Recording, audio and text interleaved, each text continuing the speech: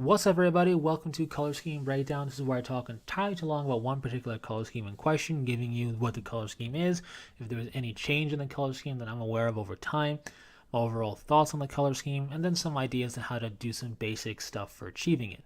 Just some basic ideas for tackling said color scheme. This one's going to be interesting because it's going to be my first Xenos one I'm talking about for color scheme breakdown, and it's not the overarching faction. It is a aspect warrior group, the Warp Spiders. I did the model breakdown, so I thought, why not do a color scheme breakdown with it?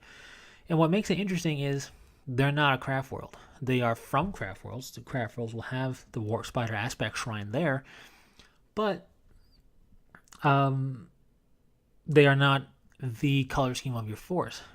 One of the reasons why Eldar are known as a rainbow force or Skittles is because you'll have your main craft world colors, then you'll have all the different aspect warrior colors, and all the different aspect warriors represent different aspects of war, hence their name, and they are, equipped, armored, and colored specifically as well to stand out as different aspects. So, makes for a very interesting and colorful force if you so desire. Now, the Warp Spiders have their own, like I mentioned, garb, which includes their color scheme and their war gear and all that. So, as far as I can tell, it hasn't changed over time. I could be mistaken, but I haven't seen anything that looked drastically different from what we see for the color scheme now. So that's something. What we see now is a sharp color scheme, predominantly red for the armor, white for the helmet and some shoulder pad stuff, if you will. Their teleport generator backpack things are black. The weapons are black. They have these green kind of tassels, really easily seen on the Exarch model. The gemstones are done in kind of a red or a green. Helmet lenses tend to be done in a red or a green. The actual weapon effect is an interesting orange effect, which I would not have thought to represent Death Spinners like, but hey, there you go. And that pretty much rounds out the color scheme. You can see any specific stuff I left out, like the piping of the weapon and whatnot, and metal cables, but by and by, the color scheme is red, white accent color, black backpack, and black weapon, green tassels, and so forth. With the Exarch having some extra kind of silvery white detail on his leg armor that looks like spiderweb stuff. So, sharp, I like it. I find red always works well for a color scheme for 40k models, and just miniature wargaming in general. Red always works well. It always draws your eye. It pops. It's always a very nice color to use. And the accent colors chosen for the Warp Spiders work very nicely. Nothing really overpowers the red, nor do you get a Christmas feel, even though you have green here. It's in small enough detail where it doesn't really feel Christmassy or anything like that, and that's good. So it really makes the models look nice.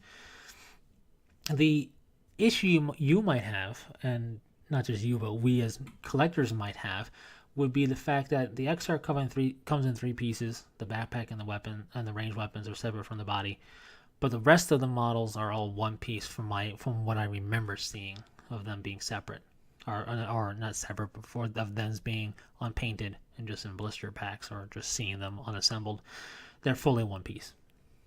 So that presents an interesting situation because for other models, you can paint up certain things like a black backpack or a weapon separate from the rest of the model to get all the details, and so colors don't get on each other, and then glue them together just for less cleanup. You don't have that luxury here, so it's a nice exercise, if you will, in cleaning up paints and being neat with your paints, which I know I would fail at horribly in the very beginning because I definitely use keeping things in sub-assemblies as a crutch for painting because I'm really sloppy when it comes to doing certain details. But this is a nice kind of exercise in models for painting everything up right next to each other and being as clean as possible and neatening up and doing touch-up as delicately as possible. So that's kind of cool. Way to kind of improve your painting, you could say, if you're not used to doing that. But yeah, I just think it's a sharp color scheme. The Warp Spiders are my favorite aspect warriors, so no surprise that I like their color scheme. So with that said, how would I achieve this color scheme? Well, due to the nature of them being predominantly one piece, I would give everything a light gray base coat, to build off of. From there, I would do the white and get it basically done, and then carefully do the red around it. Once I do that, blocking the red, blocking the weapon orange effect, do basically all of the effects, all the different colors, aside from black first, and then carefully do the weapon and the backpack in black and do those effects up carefully, because I drew all the rest first because black is going to clean up stuff very easy that gets on it. So if you get the green on the weapon for doing the tassels, or if you get some white somehow on the weapon, or some red, or on the backpack even, no real big deal, because cleaning those things up when you put the black down to highlight up off of, or even a dark gray to wash down to black, it's going to clean up very nicely. So that's how I would do it personally. As far as the orange effect, you can either do that as dark to light, light to dark, or just put dark orange down, then dry brush lighter orange to yellow over it, however you want, and a little dot of white at the very tip to represent the death spinner effect, I guess. It's up to you. I kind of leave that up in the air because some people might want to change that. If you do, that's definitely not the end of the world. But with all that said, that's how I would do it. My basic approach, my basic strategy, if you will, for pinning this color scheme up for the Aspect Warrior that is the Warp Spider we're looking at. However, some people want to tie in all of their forces to the main craft world. I've seen this done. It looks fine. The more subtle you do it, the better, in my opinion, which would mean not changing up any of the main armor colors. Now, in the case of the Warp Spiders, they don't have dangling cloth or headdress thing that you could do in the color scheme of your craft world to kind of tie it in. So how can you kind of subtly add the craft world's colors to the Warp Spiders?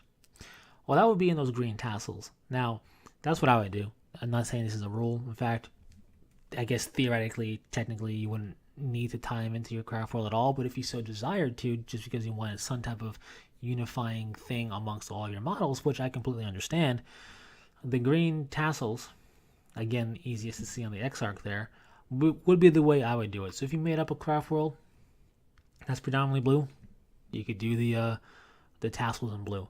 If you were playing Uthway, you can do those tassels in black or a bone. If you were playing Eandon and you wanted to have Warp Spiders tied to Eandon, hey, whatever, you're a force, do what you want to do. You could do them in yellow or in blue, and you get the idea. That would be one subtle way in which you could tie it to the craft world if you so desire to have that effect going on, but still making it subtle enough where people won't pick up on it necessarily right away, but when they do, it would be a nice little neat personalized touch. Anyways, not too much else to say about the Warp Spiders. They are one particular aspect of war of the Eldar, hence the name Aspect Warriors. So the Warp Spider shrines on all the different craft worlds that have a Warp Spider shrine will have the armor looking just like this, and it's a unifying thing without being unified to your craft world in question. Warp Spiders all unified together, Dire Benders and so forth, but they're not necessarily tied to any particular craft world in terms of unification that way. But as I mentioned here with their tassels, you could do those in a craft world color to have some type of little link if you wanted to. I don't think anybody would fault you for it. If they did, then they're probably not fun to play against anyway. Anyways, with that said, you could also do the gems if you wanted to, but I just gave the easiest example, which is the tassels, I feel. Well, that's all really my thoughts for the Warp Spiders. Again, my favorite Aspect Warriors. I think they look really sharp. What are your thoughts on that color scheme? Do you like it? Do you dislike it? Would you like to see it changed? I really wouldn't like to see it changed. I don't think it needs a change at all. I think their models need to be updated, but I mentioned that in my model breakdown ramble of these guys, so I won't go into that again here. But anyways, sharp looking color scheme. Share your thoughts. Also, if you have any questions, comments, requests, or whatever, put in the comment section. Thanks very much for listening. And until next time, take it easy.